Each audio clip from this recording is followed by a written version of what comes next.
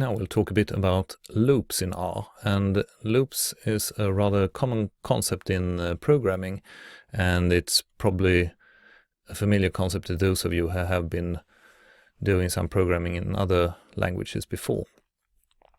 And the idea of using loops is that you can automatize a repetitive task, something that has to be performed a specific number of times over and over again with perhaps changing some parameter, but basically you're doing the same thing several times, and you can save a lot of work and time by doing this in a loop instead of doing it several times or writing the same code over and over again in your script.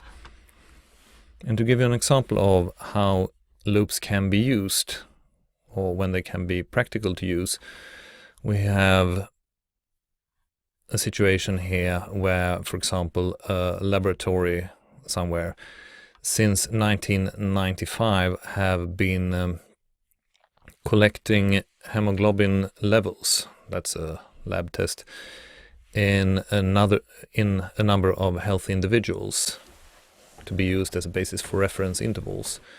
And each year they save the values, a large number of values, in a file called, the first year values 1995.csv. It's a comma separated value file. The next year they collect new values, put them in a file called values 1996.csv, and so forth.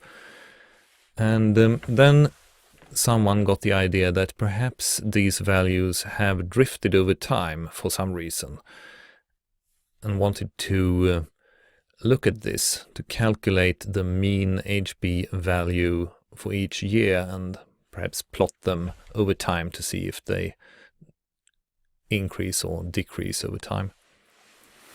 And to do this, you would have to, if you're doing it manually, you would have to read the first data set and put it in an object, and then calculate the mean value of the column containing the HB values, and you get 122 in this case.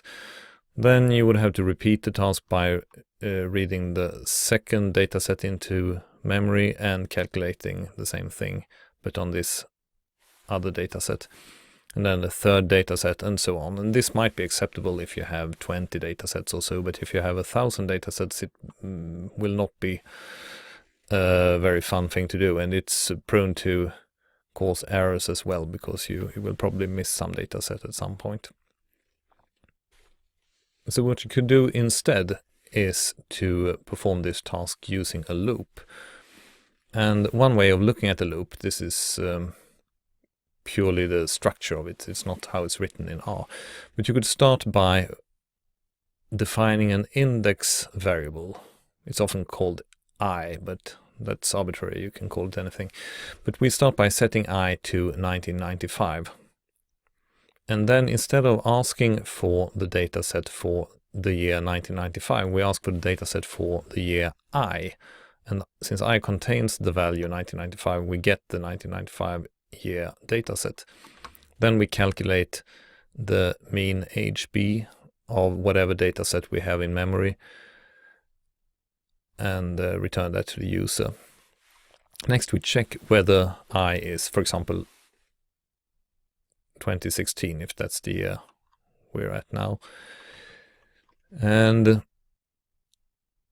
if I is equal to 2016, then we would be finished. But if it's not, then we tell R to return here, increase the value of I by 1. So that the previous value in 1995 would be 1996, and then we make a loop and go back to this point of the script. We get the data set for year I, as previously, but I now has the value of 1996, so we get the second data set. We calculate the mean HB, and that would be the mean HB in that particular data set for 1996. I is still not 2016, so we return a third rotation here and so forth until we reach 2016, and then this condition is met and everything is finished. So that's the basic idea of the loop. Instead of asking for a particular data set here, we ask for the data set I, and we let I change its contents over time, a new value for each rotation in the loop. And if you would like to do this for real in R, the syntax would be like this. It's a bit complicated, as you can see. You start the loop using the command for, and then you tell R that you want the index to be I, and that you are going to loop between 1995 and 2015. And then you read something into memory, and the file name is built up using the I value here, and then you print the mean of the HP column. But I'll show you a more easy to grasp example, or a few examples, because this is a bit complex. In the first one, we simply want to make a loop that takes 3 turns or 3 rotations, and each time it prints the value of I. So we start with the command for, and then within parentheses we write like this: I. That's the variable, the index variable that is to be increased or changed for every turn of the loop, followed by the word in, and then a vector containing all the values that I is to get. In this case 1, 2, 3. And as you can see, this syntax differs a bit from the usual, where you provide an argument followed by a comma and then a second argument and so forth. But this is the way you write it in a for loop in R. And then after starting up the loop, you provide within curly brackets whatever is to be done by R for each rotation in the loop. In this case, simply print the value of I. So when we execute this line of code, this is what you get. You get the values 1, 2, 3. And obviously the loop has made 3 rotations. And in the first rotation, I get the value 1, which is the first value of the vector, and then R prints I, which is 1. Then it's time for the second rotation, and I gets the value 2, which is the second element of the vector. And when printing I, you get the 2. And the third rotation, I gets the value 3, and when I is printed, you get the value 3. Of course, the index vector doesn't have to be numeric, but it could be, for example, alphanumeric. So in this case, we define a vector called x, and it's a character vector containing the elements alpha, Bravo, Charlie. Then we start a for loop by for I in x, and x is this 3-element character vector. And this is what we want the loop to do, 1 time for each rotation. We want it to print something, and we want it to print, more specifically, I pasted to nchar I, which is a useful command which gives you the number of characters in something. So for each rotation, you would get the current value of I pasted together with the number of characters in I. Might not be very useful, but that's what we're asking R to do. And this is what we get in return. We get alpha 5, because in the first rotation, I would get the value from the first element of x, which is alpha. And when we ask it to print I, then I has the value alpha, and it's pasted together with nchar of alpha, which is 5. So you get alpha 5. And then it's time for another rotation here, and I gets the value Bravo, and you get Bravo 5, and so forth.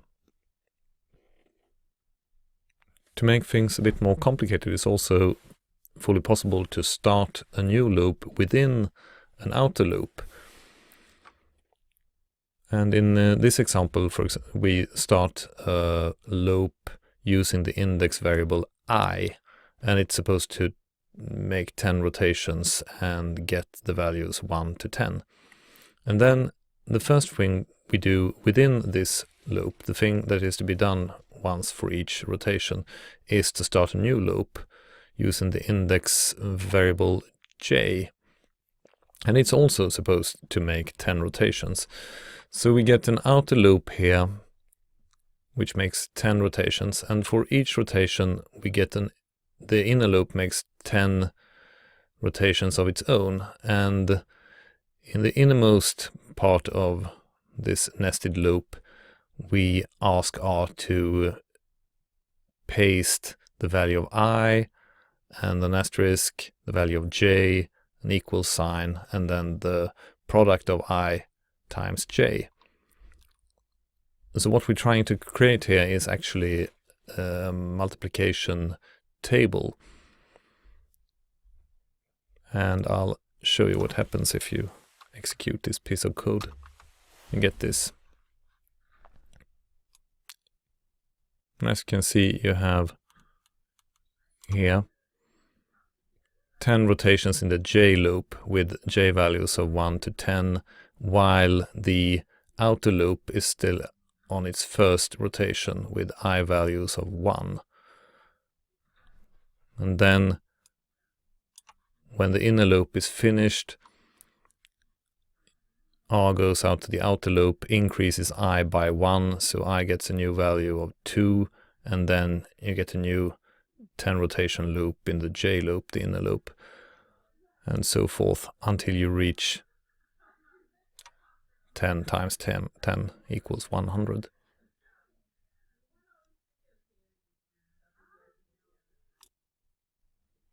Sometimes you don't know in advance the number of rotations you want the loop to make, but instead you might want R to do something repetitively until a specific condition is met, and then stop looping. In this case, you would instead use the while command. And I'll show you an example here. We set A to 0, and then start a loop on the condition of A less than 3. So while A is less than 3, do this. And what I is supposed to do is to take the value of A and add 1 to it and put this in A, so that A gets a new value, which is A plus 1. That is, you increase the value of A by 1, and then print A. So when you start this, R tests the condition. A is 0, A is less than 3.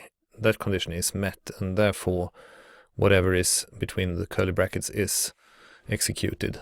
So the first thing that happens is that A gets a new value, which is A plus 1, that is 1.